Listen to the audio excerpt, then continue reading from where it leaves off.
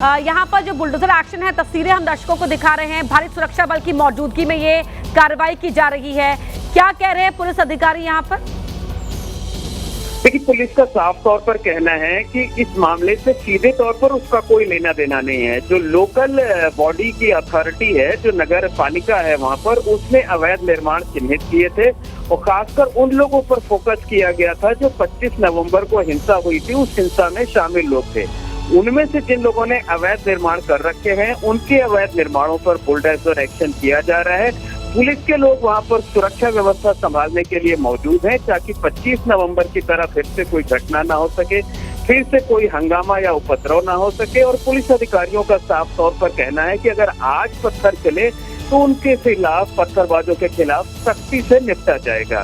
तो इस तरीके का एक संदेश देने की कोशिश की गई है। आपको बता दें कि 25 नवंबर की रात को मस्जिद के बाहर आपके पास जी अपनी बात पूरी कीजिए। जी 25 नवंबर की रात को मस्जिद के बाहर पत्थर हटाए जाने को लेकर विवाद शुरू हुआ था। रेलिंग लगाई जा रही थी और उस पर जब पुलिस ने रोका तो पथराव शुरू किया गया था। तकरीबन 9 से 10 पुलिसकर्मी गंभीर रूप से घायल हुए थे, उन्हें अस्पताल में भर्ती कराया गया था। इसके बाद पुलिस ने लाठीचार्ज किया था, पुलिस ने आंसू गैस के गोले छोड़े थे। तकरीबन 125 लोगों को हिरासत में लिया गया था। 100 लोगों के खिलाफ जो है 107-16 की यानी पाबंद करने की कार्रवाई की गई थी, जबकि 19 लोगों को गिरफ्तार करके इस पूरे मामले में जेल भेजा गया है। तो जिन लोगों की भूमिका संदिग्ध थी, जिन लोगों के खिलाफ आरोप पाए गए थे, उनकी पहचान की गई और उनकी जो संपत्तियां हैं उसके बारे में पड़ताल की गई। संपत्तियों की पड़ताल करने के बाद जिनके अवैध निर्माण है, उन अवैध निर्माण पर बुलडोजर एक्शन किया जा रहा है। आज सुबह अचानक जो है, पहले इस बात की सुगबुगाहट थी कि जो बुलडोजर की कार्रवाई है वो दोपहर के वक्त शुरू हो सकती है। 12 बजे के करीब का समय दिया गया था, लेकिन अचानक सुबह ही जो सरकारी अमला है वो वहाँ पहुंचा ताकि बाजार खुलने से पहले, लोगों को भनक लगने से पहले ही एक्शन शुरू कर दिया जाए, ताकि लोग ना इकट्ठे होने पाए और फिर से किसी तरीके का हंगामा ना हो सके, किसी तरीके का बवाल ना हो सके। तो जिन भी लोगों के अवैध निर्माण हैं उन पर इसी तरीके से बुलडोजर चलेगा और इस बुलडोजर एक्शन के जरिए जो राज्य की भजन लाल शर्मा सरकार है वो एक सख्त संदेश देने की कोशिश में है। बिल्कुल, यहाँ पर एक सख्त संदेश दिया जा रहा है कि जो भी सरकारी कार्य में बाधा बनेगा, जो भी गलत तरीके से जमीन पर कब्जा करेगा, उसके खिलाफ ये एक्शन होगा। और यहाँ पर हम देख पा रहे हैं कि जिस तरह से पुलिस अधिकारी पहुंचे हुए हैं मोइन, उनका ये कहना है कि ये एक अलग मामला है, पथराव के मामले से इसको जोड़कर ना देखा जाए, लेकिन सियासत भी इस पूरे मामले को लेकर गरमाई हुई, किस तरह से पथराव हुआ और किस तरह से बुलडोजर एक्शन का सहारा यहाँ पर लिया गया है।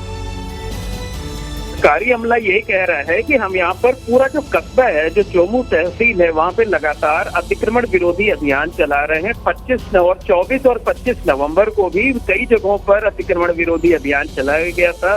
जिन लोगों के स्थायी निर्माण थे या अस्थायी निर्माण थे, उन्हें हटाया गया था। उसी कड़ी में मस्जिद कमेटी से बातचीत कर मस्जिद के बाहर जो पत्थर रखे गए थे उन्हें हटाया जाना था, जिसके बाद बवाल हुआ।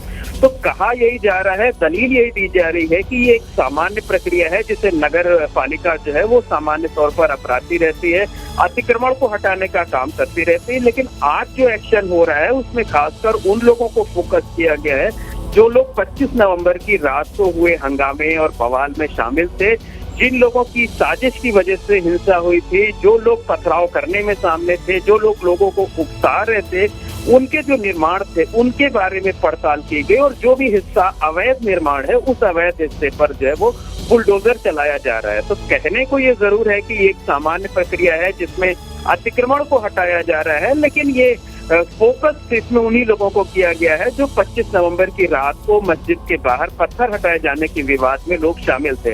यानी पत्थरबाजों के खिलाफ एक सख्त एक्शन लिया जा रहा है और एक सख्त संदेश देने की कोशिश की जा रही है कि राजस्थान में अगर किसी ने माहौल बिगाड़ने की कोशिश की, कानून व्यवस्था के साथ खिलवाड़ किया, तो उसके साथ उत्तर प्रदेश की सरकार की तर्ज पर सलूक किया जाएगा, अवैध निर्माण पर बुलडोजर चलाया जाएगा, गिरफ्तारी की जाएगी, जेल भेजा जाएगा और संपत्तियों की जब्ती। ठीक है मोइन, मैं आपके पास लौटूंगी। तस्वीरें आपको दिखा रहे हैं, 2 तस्वीरें। आज सुबह से ही ये बुलडोजर एक्शन की कार्रवाई वहां पर की जा रही है और 26 दिसंबर को जो आरोपियों पर शिकंजा कसा गया और ये कहा गया है पुलिस अधिकारियों की ओर से कि ये पहले से ही लोकल बॉडी की ड्राइव थी जो चल रही थी अतिक्रमण के खिलाफ, इसीलिए आज की जो कार्रवाई हो रही है वो भी उसी का हिस्सा है। लेकिन ये जिस तरह से मोहम्मद मोइन बता रहे थे कि प्रमुख तौर पर जो आज की कार्रवाई है उन आरोपियों के मकानों दुकानों पर हो रही है, उस अतिक्रमण के खिलाफ हो रही है जिन आरोपियों की भूमिका इस पथराव कांड में पाई गई थी, जो इंस्टिगेटर थे।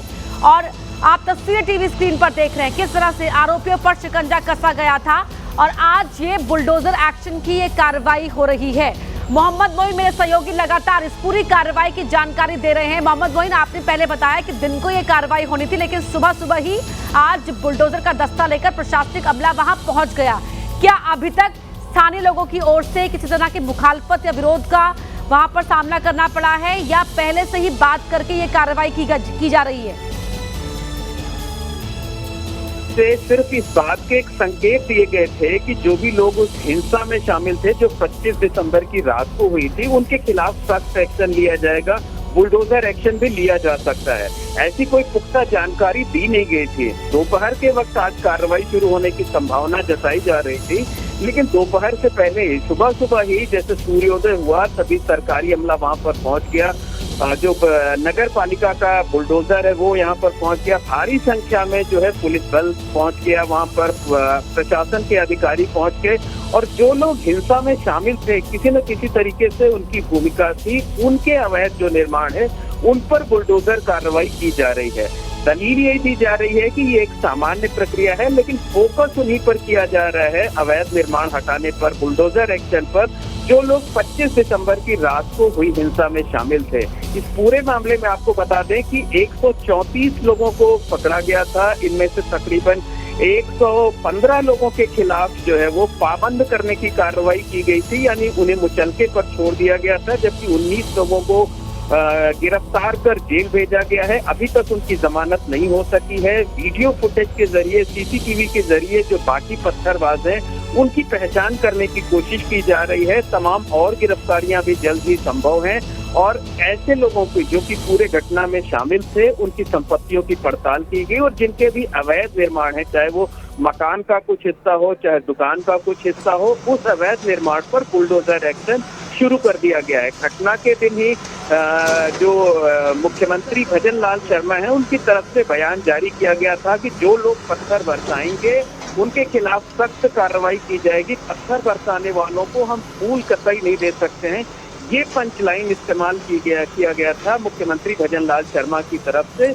और जो भी कहा गया सरकार की तरफ से आज उस पर अमल करते हुए वो दिखाया जा रहा है कि अगर कोई पत्थरबाजी करेगा, कानून व्यवस्था के साथ खिलवाड़ करेगा, कानून को हाथ में लेने की कोशिश करेगा, माहौल बिगाड़ने की कोशिश करेगा, तो उसके खिलाफ किसी तरीके से सख्त कार्रवाई की जाएगी।